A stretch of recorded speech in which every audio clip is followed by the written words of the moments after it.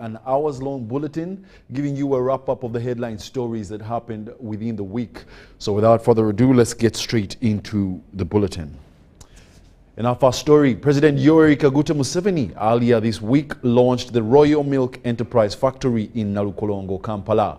The president emphasized the importance of local production in driving economic growth and ensuring food security. Founded in 1995 by Haji Buruhan Kigoye, Royal Milk Enterprises started as a small company in Masindi District, Bunyoro Sub-region. More details in this report.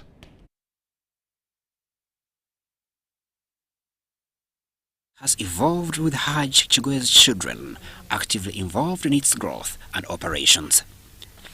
The factory collects 200,000 liters of milk per day and sources its milk from 25 collection centers across the country.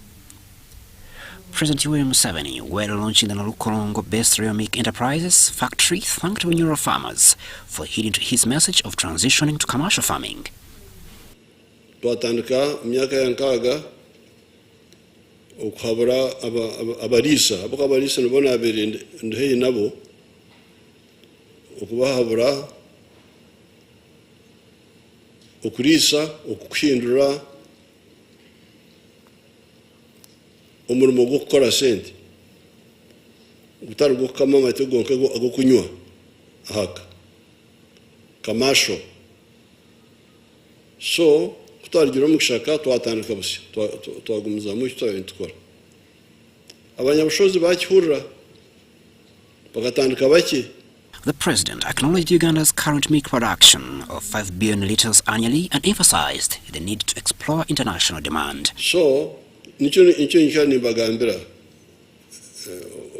okuya NRM abuka nkaba mbitandikire umyaka yenkaga kuri wetu nyabushuzi nkabitandikira tukasoma byensi yona ntubimanya ntumanya ensuzono kuzarugire ahansi zikatunguka.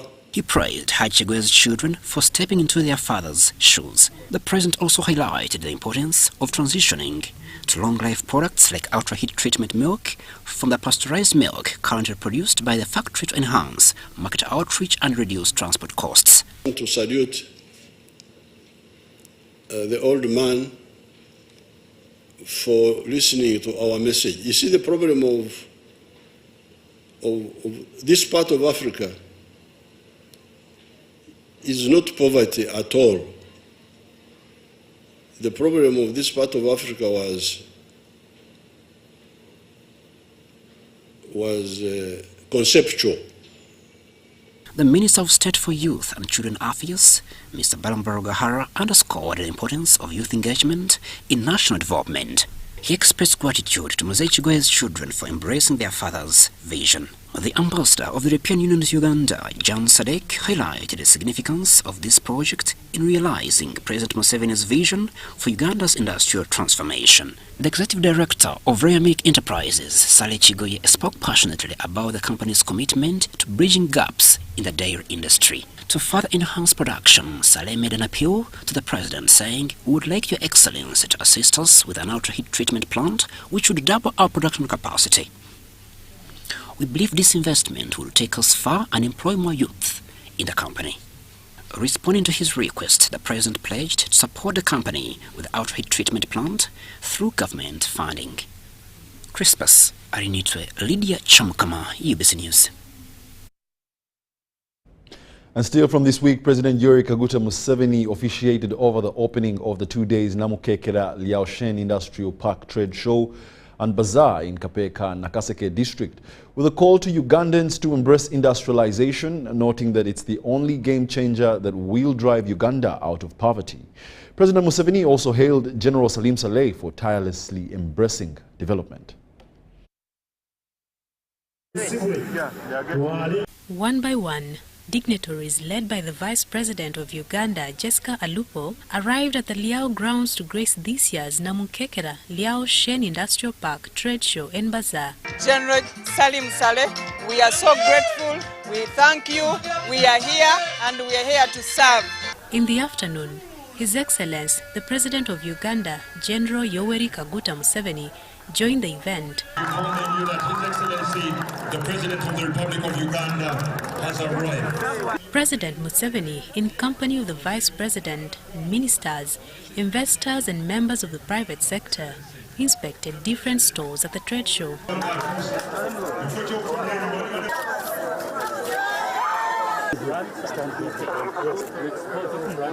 Shortly after the anthems and prayers, it was now time for speeches. The whole nation of Israel assembled together at Shiloh. We have 30 factories, 21 in operating, 9 under construction.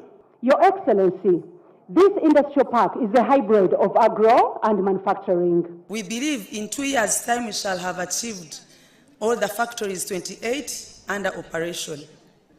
Other speeches came from the ministers of Luwero Triangle, privatization and investments, and that of trade and industry. Over the past 8 years, Namunkekera Industrial Park has demonstrated what visionary leadership and deliberate government policies can achieve when aligned with private sector ambitions. Recently, I saw Ugandans, a section of Ugandans talking about Chinatown. And what were they selling in Chinatown? Your Excellency, can you imagine? They were being happy about products which are manufactured by Chinese and being sold in Uganda. They are shining our products. The strategic objectives of NRM government is to industrialize Uganda through value addition to local materials.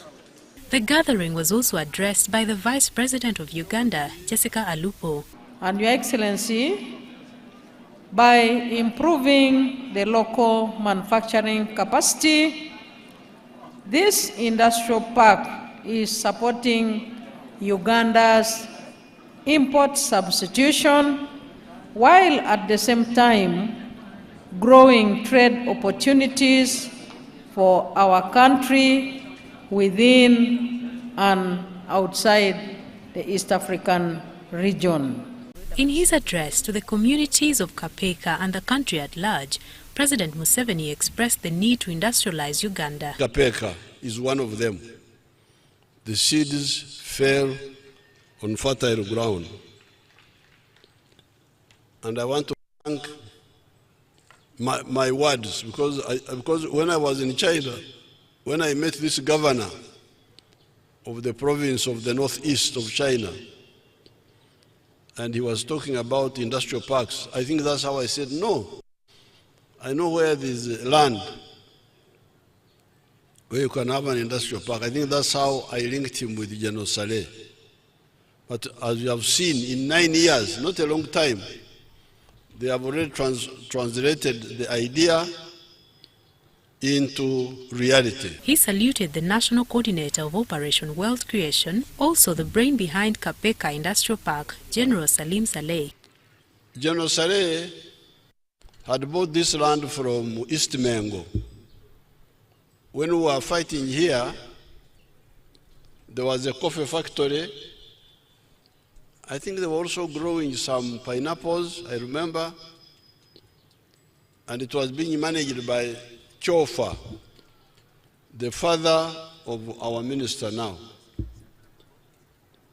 That's how I remember Namunkekera during the war. There was also a ginnery, a cotton ginnery down there near the barracks, near Kansiri. So General Saleh, when he bought this land, at one time he wanted me to come and farm here, but I said no, farm where I am, you keep that land for greater use. So I want to thank General Saleh for his foresight in getting this land, which came in handy when we wanted where to put an industrial park. President Museveni promised to extend more support towards this initiative. The products which are being produced here, we are going to protect them by tax. I don't know why that should be a problem. Anything that is being manufactured here, we are going to put a tax on rival products which are coming from outside the East African community. I don't know why that one is a problem. On the issue of supporting the farmers to supply goods to the agro industries here, I'm ready to give you the 4-point-something billion, but in the new financial year, not now. To the people of Nakaseke and Kapeka, Mr. Museveni implored them to embrace the opportunities which come along with the industrial park. The two-day trade fair will conclude on Saturday, 28 September 2024. Mario Nawori and Robert Onyango for UBC.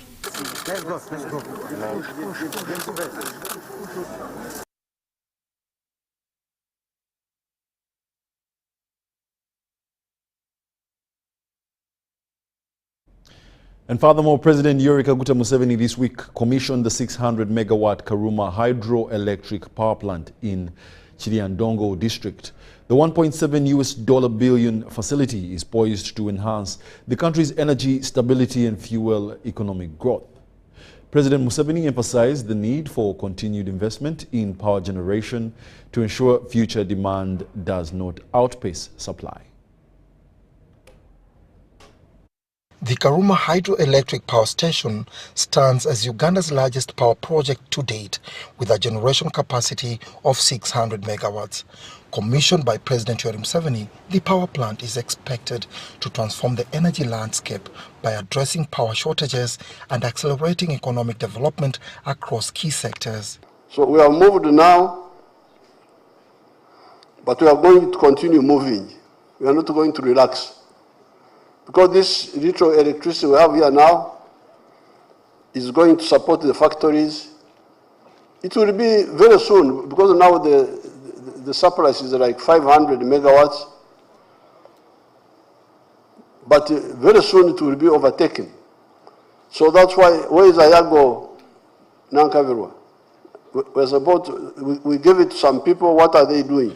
President Museveni's vision is echoed by the Vice President, retired Major Jessica Alupo, who emphasized the need for continued investment in energy infrastructure to meet the demands of Uganda's rapidly expanding economy. It is a clear indication of the NRM government's strategic approach to uplifting every sector of society through provision of energy, a vital ingredient for national development. According to the Minister of Energy and Mineral Development, Dr. Ruth Nankabirwa, the commissioning of Karuma is not just about adding megawatts to the grid, but it's about ensuring electricity stability. First of all, government contributed 15% to the money that was used to set up this plant. And that means that the cost of the electricity from here is going to be cheaper, 4.97 US cents. She, however, underscores the need for the government to continue investing heavily to cushion the country from load shedding and blackouts in the near future. We need more money to reach everybody, and we need more power. If we are to see the standard gauge railway being facilitated with electricity, if we are to see all borders using electricity, all cars manufactured in Uganda or imported using electricity, we need much more power. That's why our energy generation strategy has a figure of 52,481 megawatts by 2040. Karuma is a clean energy plant that underscores Uganda's commitment to sustainable development, says the Permanent Secretary at the Ministry of Energy and Mineral Development. By adding Karuma to the national grid, we see our clean energy electricity increasing to 93% of our energy mix. So that speaks again to greening, net zero commitment by the government of Uganda to ensure that we are achieving our nationally determined contributions as committed at COP28, but also under the UNFCCC protocols. The project also reflects Uganda's deepening cooperation with China in infrastructure development, as highlighted by the Chinese ambassador to Uganda. China will continue to be Uganda's reliable partners in realizing the Uganda Vision 2040. But I'm also very happy with China and also the company Sinohydro, because they are a serious company. So I will write to the President of China and thank him for his support. With Karuma now operational, the country's power generation capacity has risen to 2,200 megawatts. The commissioning of this 600 megawatts Karuma hydropower plant is just a drop in the ocean in Uganda's quest to produce at least 52,000 megawatts of electricity by the year 2040. Dennis Igoa for UBC News in Karuma. And furthermore, from this week, President Yoweri Kaguta Museveni honored the late freedom fighter Perez Musamali during a memorial ceremony at Matua Primary School in Namisindwa District. Musamali, the former chairman of the Uganda Patriotic Movement in Greater Mbale, played a vital role in Uganda's liberation struggle, as these details share with us. Yoweri Kaguta Museveni has honored the late freedom fighter Perez Musamali. This was during a memorial ceremony at Matua Primary School in Namisindwa District. President Museveni explained that as a former chairman of the Uganda Patriotic Movement in Greater Mbale, Musamali played a crucial role in Uganda's liberation struggle. Now, the late Musamali had to face exile first. Then, I had not met him before he went into exile, but during the peace talks, I met him in Nairobi, and he told me how he had been in exile, and he had the group here in Mount Elgon. Reflecting on their first encounter in exile in Nairobi, President Museveni recognized Musamali's invaluable contributions, which led to his appointment to the National Resistance Council following the NRA-NRM's rise to power. The president also emphasized the importance of the State House Scholarship Initiative designed to support orphans of fallen freedom fighters through education. So we had a simple plan of supporting the families of our people, of educating the orphans. And that's why I introduced what they called the State House scholarships, which some people were attacking. Why should there be State House scholarships? Scholarships should be in the Ministry of Education, not in the State House. But I said, no, I am the one who knows these orphans. The people in education don't know them. Additionally, President Museveni urged the people of Bugisu sub-region to invest in commercial agriculture, promoting a 4-acre farming model for sustainable crop diversity. He cautioned against land fragmentation, encouraging families to create enterprises instead. Cultural leader, His Highness Jude Mike Modoma, suggested establishing a tourist route and monument to honor local heroes, while MP Honorable John Musila praised President Museveni for his leadership and the creation of Namisindwa District in 2017. They have spoken about heroes, and yourself the living example. I want to make this request, Your Excellency, of establishing a tourist revolutionary route and a monument honoring the fallen and the surviving heroes in the Bugisu sub-region. In your wisdom, in your plight of forgiveness under the presidential amnesty, you forgave the people who killed your colleague Perez Musamali.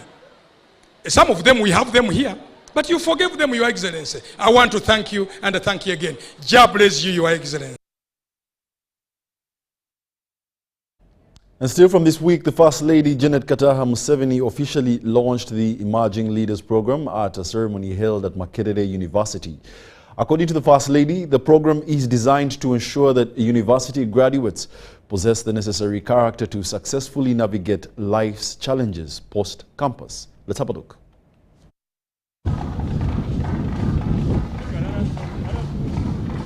Mrs. Museveni described the launch as a significant milestone aimed at instilling moral discipline in the younger generation while nurturing transformative leaders for the future. Today, we are gathered here in these numbers under the huge tree which came out of a mustard seed now called the Emerging Leaders Program. It is needless to say, therefore, that this is a program that I hold dear in my heart because it has the potential to nurture the young generation of Uganda's leaders and to shape the destiny of our nation. She emphasized the urgent need for such an initiative given the growing number of youth engaging in unproductive activities such as sports betting. Especially through what is commonly known as sports betting that has led to many university students dropping out of school. For a long time, this state of affairs has been a real burden in my heart, and I have desired to help our young people rise above it. Over the past few years, we have all experienced our young people grapple with many challenges, such as alcohol, drug and other substance abuse, sexual immorality and gambling. And I understand gambling is spreading widely among our youth. This pioneering program aims to ensure that students graduate not only with academic knowledge, but also with the character and skills to face the complexities of the 21st century. Drug abuse. 57 first-year students, which is 6.8%, have used and are still using drugs. Another 17 students, that is 3.6%, used drugs before but reported having stopped. Of the continuing students, 80%, which is 7.7%, are using drugs. Another 69, which is 6.6%, reported they had used drugs before but had now stopped. The stress that follows these developments has in many cases led to the loss of the ability by students to study and staff to carry on with their duties.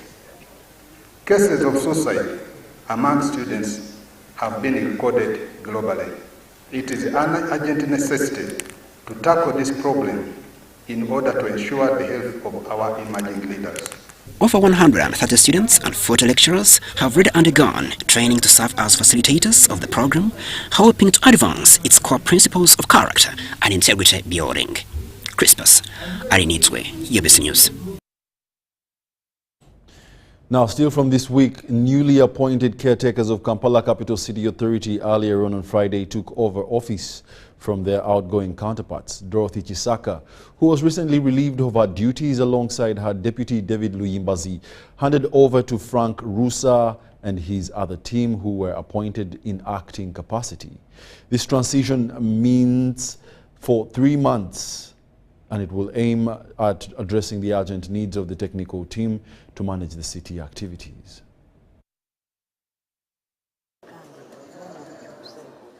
The in and out movement at Kampala Capital City Authority began at around 12:30 p.m. on Friday.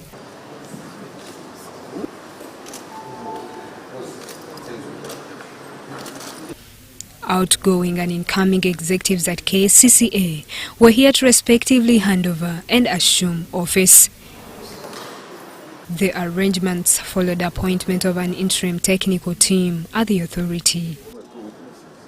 The ceremony, held behind closed doors, was before it was extended into individual offices. Frank Rusa took over as acting executive director, Noera Robert as his deputy, and Sarah Zarwango as acting director for public health. All this was overseen by Minister for Kampala, Hajat Minsa Kabanda. This is not a permanent solution. This is a tentative solution because we could not leave KCCA to run as it is. We could not operate. All the operations at KCCA were at stop, so we could not wait for the advertisement. She decried negligence at Chitezi garbage collection site that caused these leadership changes. The executive director, yes, in April this year, we asked for money from Parliament, but the Director of Public Health wrote to the executive director reporting about the happenings in Ichitezi, and they did not react. I think that was the main issue. She stressed that such extended to the technical team, which is said to have disregarded potential investors in solid waste management. A presidential letter, he indicated 175 investors who approached him and they wanted to add value to our garbage, which is a serious problem in Uganda or in Kampala. And he sent them himself to KCCA staff, the KCCA officials. Even in his letter, he mentioned, he talked about it, that he's been sending potential investors in KCCA, but they are just turned around and they did not do anything. Kabanda says the search for substantive mandate holders is on to ensure effective operations at KCCA. I understand public service has already put up an advertisement. Don't apply to us, you apply through public service. Because for us, we don't have that authority of giving a job in KCCA. So many people have been approaching us, but as ministers, we don't give jobs. You apply through Public Service Commission. This is happening at a time potential investors in solid waste management at Chitezi and other city areas have been identified. Justina Kami, Faith Kayen, UBC News. Furthermore, from this week, leaders of Teso sub-region in eastern Uganda came together to find a way of giving a befitting send-off to fallen veteran journalist Onapito Ekomoloit. Onapito, whose burial date is not yet known, succumbed to cancer of the colon at Kampala Hospital on Friday morning. While meeting at City Royal Hotel in Bugolobi, various committees were established to oversee smooth processes towards his final send-off.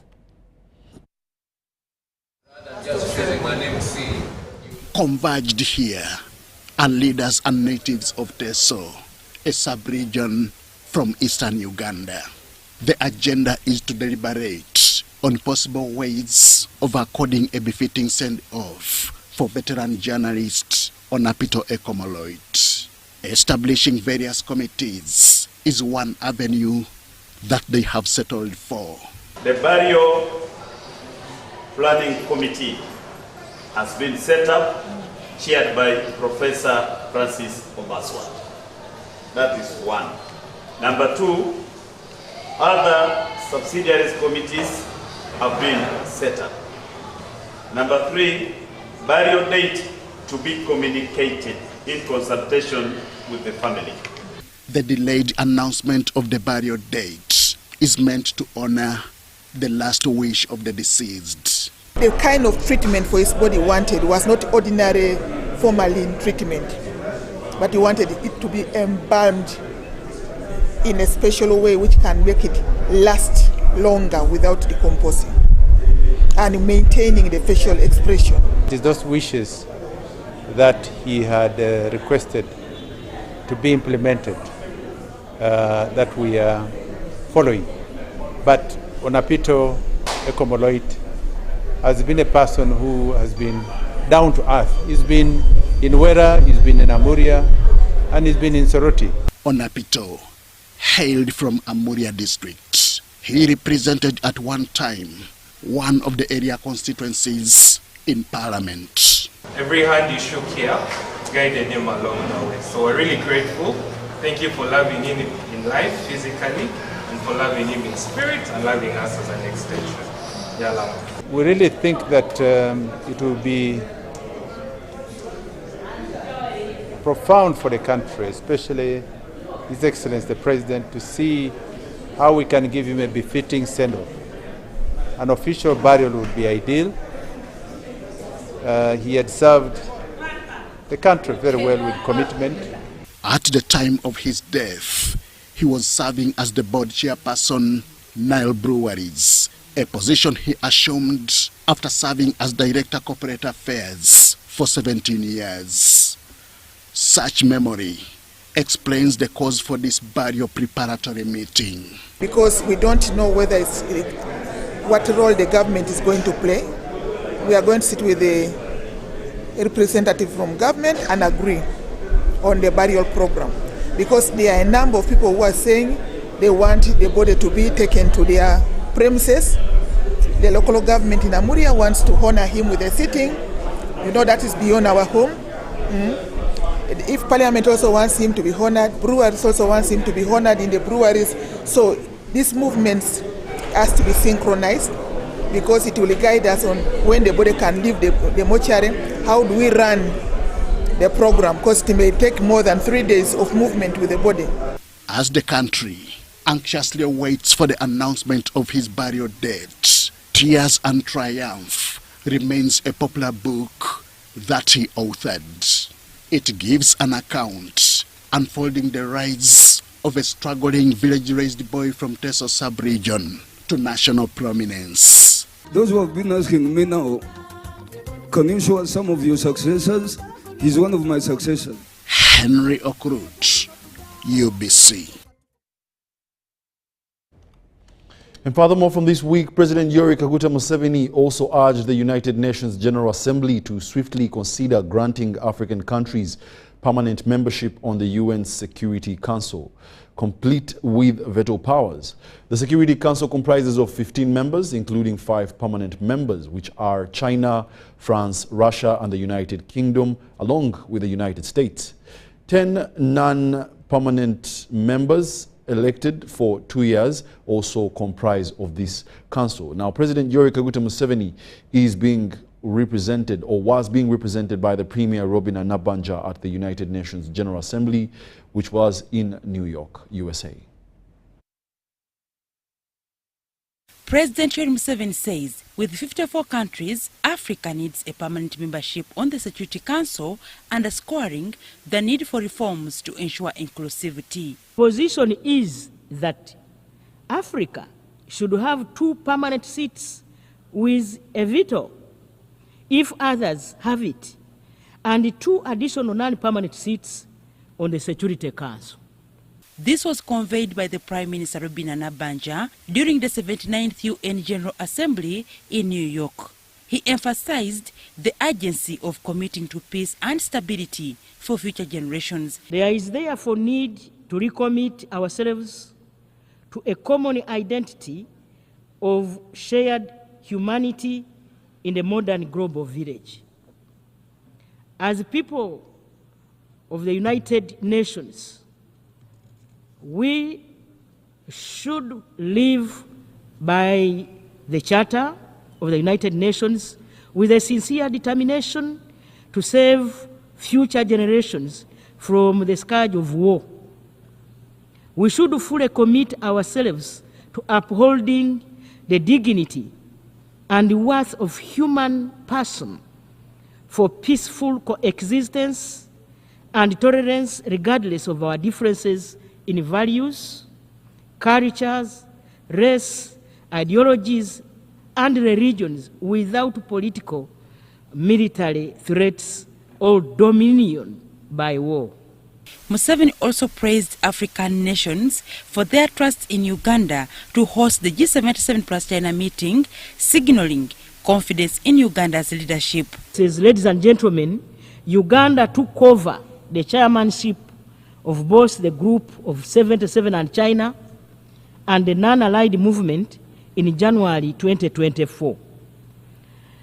I take this opportunity on behalf of His Excellency President Yoweri Kaguta Museveni, the President of the Republic of Uganda, to thank all member states of the group and the movement for their confidence in ensuring Uganda is in the capacity of chair. We commend the Africa Group for endorsing our candidature for the chairmanship of both organizations. The president also called for climate justice from developed countries to ensure sustainability. Development. Uganda calls on developed countries to provide the necessary financial, technical, as well as capacity building to support developing countries to effectively address climate change.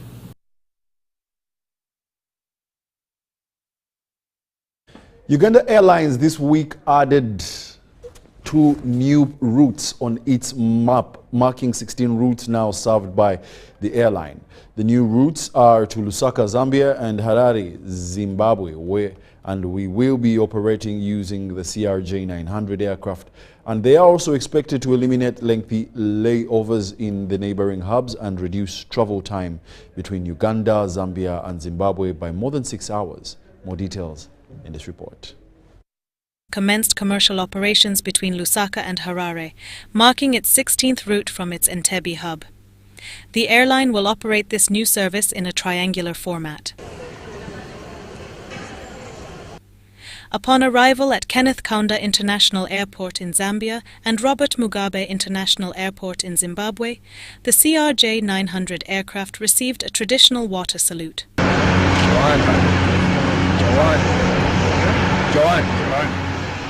This new service is expected to significantly reduce travel time and boost trade between the countries.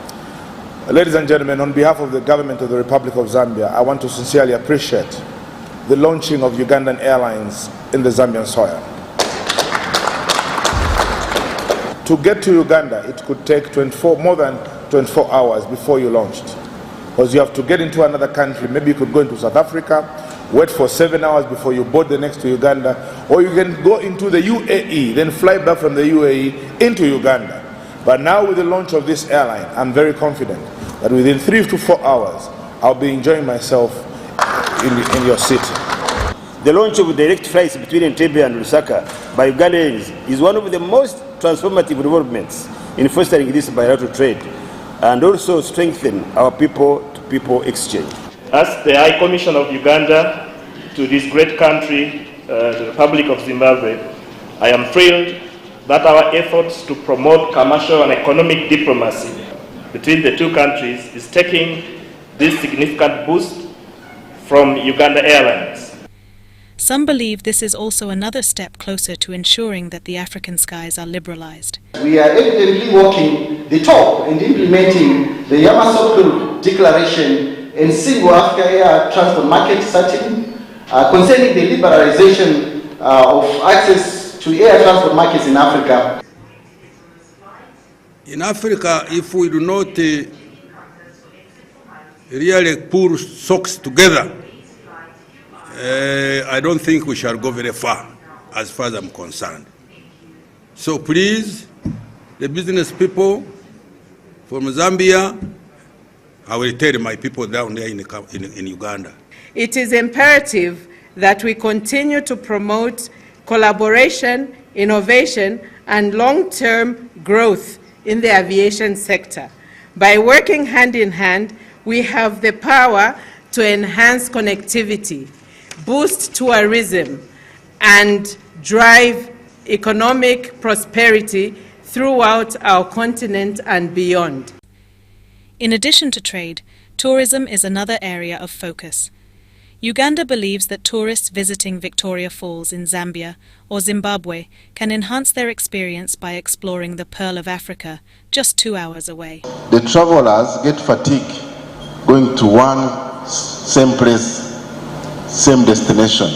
So if you are here as a Zambian tour operator or hotelier, this is an opportunity for you to now package your destination. Basically, you can sell a holiday at just about $1,500. With 16 routes now serving Africa and Asia, Uganda is confident that Entebbe is on track to become a regional aviation hub. There is also a plan for the government shortly to be able to invest in other larger carriers for both cargo and passengers, so that the businesses between Uganda, the 16 destinations and beyond shall be able to grow and be able to contribute truly and practically into the equation of growing tourism trade between our countries and within the continent and the rest of the world with the Republic of Uganda. Translators and interpreters have called upon policy makers to make deliberate policy efforts to promote Swahili as a lingua franca for the nation. The call was made at Makerere University, where translators and interpreters were celebrating the International Translation Day. Saddam Mobale with more details. Under the theme celebrating and protecting the art of translation, interpreters and translators have convened at Makerere University to mark the International Translations Day. International Translation Day is a day that gives credence, is a day that identifies with translation as a process and as an art. You know, translation is a way of communication, and without communication maybe people would not understand each other, because officially people speak different languages, but that because they need to interact, they need to speak to each other. No language translation, it bridges the gap, the language barriers.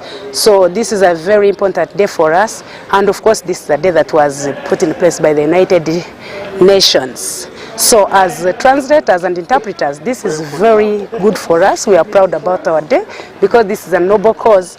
But remember, without a translator or an interpreter, communication becomes hard. During the event, the Association of Translators and Interpreters was launched with an aim of protecting and promoting ethics in the translation field. I'm honored today that we are witnessing the launch of the Uganda Association of Translators and Interpreters. For quite a long time we've been operating, but without an organization or an association which is bringing us together as professionals in this area. And because we lacked that kind of an umbrella, many people will, present them as if they are translators or interpreters when actually they are not. So moving forward, we are going to make sure that whoever claims to be a translator or an interpreter will undergo an examination. Maybe there have been so much of mistranslation out there, and some of it would be attributed to Makerere University when it isn't, and that's why we thought that I think it is important to regulate this service. Which brings together all interpreters and translators, and everyone has been an expert on their own. So we thought it wise to have a body that unites us all, a body that has members that can check on the work of each other. Since independence, Uganda has struggled to have a common language. Educators urge that deliberate policy efforts should be made to adopt Kiswahili as the country's lingua franca. We all recognize that language is a very important part of our lives, and we are always grappling with issues linguistic in our homes, in the street, in whatever. Uganda as a country is a country where on a day-to-day basis we experience language problems. The International Translations Day pays tribute to the work of language professionals, which plays an important role in bringing nations together, facilitating dialogue and contributing to development and strengthening world peace and security. Sada Mubale, UBC News, Kampala. And furthermore, youth have been urged to distinguish between change and transformation, and also to unite against social injustices and preserve their mission to create lasting impact in their communities. This has been said by Professor Mwambusia Ndebesa during the launch of the book All Has Changed, book at Serena, Kampala. Mwambusia Ndebesa, a historian and a lecturer at Makerere University, has commended the work of emerging authors, noting the relevance of their insights to young generation. One of the values we should promote, you as youth, young people, very educated, a big percentage is respect for diversity, so that we manage our diversity, form a state, a functioning state, and a nation, in order to move forward. So tolerance, accommodation, and valuing diversity are very important values that will make this country move forward. We cannot proselytize, we cannot extol the population that we should avoid corruption or whatever, as long as we don't have we don't vary diversity, we shall not go very far. At the launch of the book titled All Has Changed, Dr. Sarah Bilete urged the reinstatement of Facebook, emphasizing its key role in supporting youth entrepreneurship and innovation. She also called on communities to foster equality to close the poverty gap. Facebook has been closed for 4 years. Who is the most affected person in Uganda? When you call yourselves Gen Zs, where is your world? Because Gen Zs are netizens, citizens on the internet. So where are you placed? Where is your sovereignty in the digital world? If you have platforms, majority of the platforms closed, and you are not even demanding. So where do we locate you as netizens of Uganda? Where are you? You can check the percentages on Twitter. So what? Where do we locate you? WhatsApp? Twitter, the dominant platforms are known and yours is closed and you are not even bothered. So what do I make of that? Meanwhile, the author Kwesiga Emmanuel encouraged young people to harness their strengths to drive national progress and build a brighter future. Of modernity, look at the technology. Right now as I speak, this will be played elsewhere and people will know that this event happened. So we are saying that this is positive change that we need to embrace. And of course, any other more change that is positive, we are saying that our purpose is to uphold this. So that's basically why I am writing this book about change and the changes that Uganda as a nation is going through. To be part of a launch for a book that was authored by a young person from Zimbabwe, and I want to thank the President of the Republic of Uganda. I want to thank our parents from Zimbabwe, and I want to thank the unity that I've seen here today amongst the young people from all over Uganda. I want to highly commend Kwesiga Emmanuel, a budding author, a confident young man who went to local schools in Zimbabwe, government schools, and has managed to come up his own. Nabasa Vaira, Katamba Robert, UBC News. We'll now take a short commercial break and come back after these messages.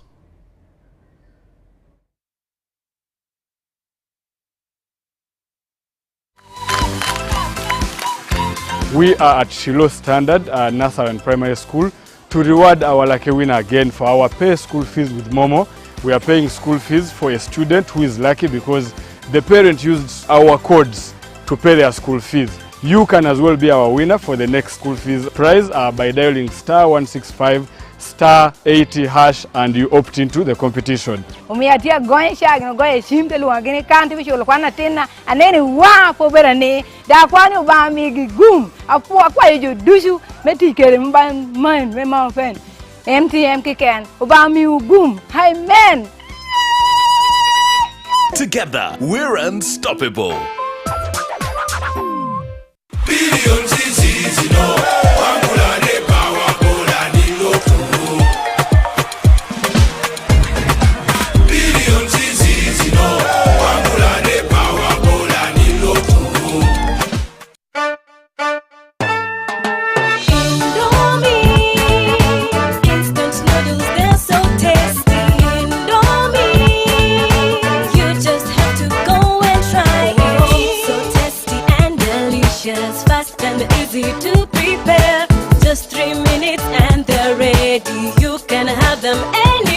Indomie Instant Noodles is available in 3 flavors of chicken, beef, and vegetable. Buy your Indomie Instant Noodles in supermarkets and dukas near you anywhere across Uganda. Indomie Instant Noodles, Uganda's best loved noodles.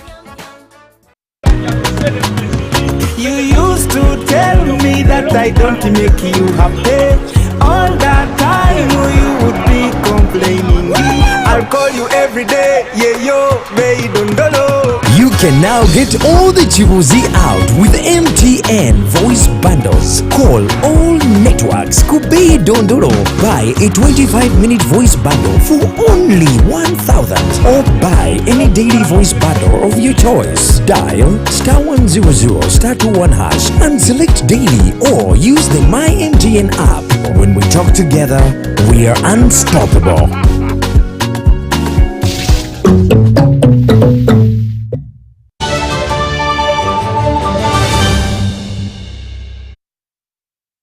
Welcome back. You're still watching the UBC Lunchtime News, the weekly roundup edition of the stories that made news within the week. Now, former Vice President and current Presidential Advisor on Environment, Professor Gilbert Bukenya, has launched a nationwide reforestation campaign aimed at restoring Uganda's natural forests. The campaign responds to the severe degradation of the country's natural resources, which Professor Bukenya identified as a critical issue needing urgent action. The initiative commenced at Nomve Forest in Kachiri, where Professor Bukenya, alongside a group of well-wishers, led the replanting of over 250,000 indigenous trees. Let's have a look. This is Nomve Forest in Kakiri, Wachiso district. The forest was once filled with various indigenous tree species, but due to man-made activities, it has been severely depleted. Presidential Advisor on Environment, Professor Gilbert Bukenya, launched a nationwide campaign aimed at restoring Uganda's forests, starting here at Nomve. I tell you, I went to one forest and I almost shed tears. They were telling me this was a forest. I think it was somewhere there in Entebbe. I never saw a tree in what they are calling a forest. So I decided to have a change. To say, instead of lamenting, let us show Ugandan that what has been destroyed can be recovered. Actually, you can recover it. So the simplest thing I started with is to restore our beautiful, normal Ugandan indigenous forests. To kick off the campaign, Professor Bukenya, with the support from well-wishers, spearheaded the replanting of over 8,000 indigenous trees. So what I decided to do is to start a big campaign, a campaign of awareness, a campaign of telling all Ugandans, let's come together, let's fight the destruction of our forests. We must fight for it. Professor Bukenya expressed his disappointment at the state of Uganda's forests and urged the public to act immediately to reverse the damage, preserving the environment for the future generations. Who is concerned about Mabira Forest, we shall go there. For me, I'm ready to participate with anybody, and I call all Ugandans, in whatever category you are, to come and join this noble cause of really replanting our trees. The acting executive director, National Forest Authority, Stuart Maniranguha, praised Professor Bukenya's reforestation initiative, noting that it complements NFA's ongoing efforts to save the country's forests. He pledged NFA's support by donating the indigenous trees needed for the campaign. And the purpose is that we replace indigenous trees that were previously here and were cut out and degraded. So this forest is going to be a blend of the production species and the conservation species, so that we are able to have now a well-conserved ecosystem. The trees we are planting here are going to be protected and grown so that the biodiversity in this area is enhanced. This tree planting drive is part of a large movement to restore biodiversity, combat climate change, and promote environmental sustainability across Uganda. Joseph Buule, UBC. Over 100 students celebrated their graduation from the Otic Foundation's intensive training program at the National ICT Innovation Hub in Nakawa. Now, this event marked the culmination of a 10-week course focused on essential AI tools, specifically Python and Power BI. Just any negative effects of AI? But currently, no, not really. The training sessions for the AI in Every City campaign project were held exclusively on Saturdays and attracted an average of 250 students weekly from a total registration of approximately 997 participants. The graduates, now certified AI data analysts, have gained critical skills that enable them to analyze data effectively. I've done data analysis before, but not in this case, because with programming it's totally different. All you will do is you have the data and then you're just going to probably from a database write it in some harder way. But this has really made it easy, and I'm like, wow, how come I didn't know this existed? What are the details of how different this is? How different this is? I mean, it's quite easy. I mean, like, you know how you're building something great, something that is big, something that is not more than just visualization, something that is predicting outcomes, but in a much more easier way. A person can have a certificate based on the curriculum of the first and second industrial revolution. And that brings us to the end of our weekly roundup bulletin. Thank you very much for being a part of it. My name is Wadulo Mark Arnold. Do join us later on for more news in our subsequent bulletins. From the team, allow us to say good afternoon.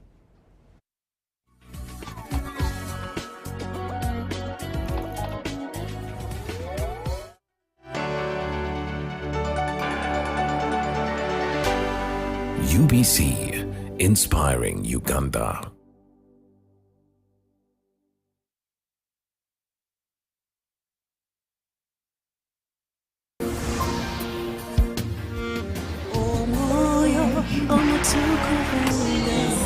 Tukunganyo wano mu maaso ga Katonda abasajja tukudde nnyo ebbeere tukana okukula eri n'omala okugamba ono mama Mukama akundaze okuwasa ne mutambulako emyezi 3 Mukama akunganye. Praise God. Ekisinza ku byempulidde mukyala wange ngenda mukumyawo kita obulamu bwo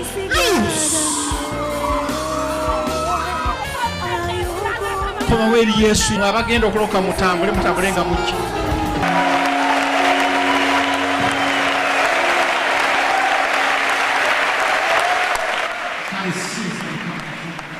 Tuyibuse erinnya waggulu Kitange, oli wa muwendo, oli wa buyinza, oli w'amaanyi. Tetwazze kulaba kifo, tetwazze kulaba muntu yenna, naye twazze okusinkana gwe Katonda w'amaanyi w'obuyinza. Kyetuva tukuyimusa waggulu Mukama Katonda.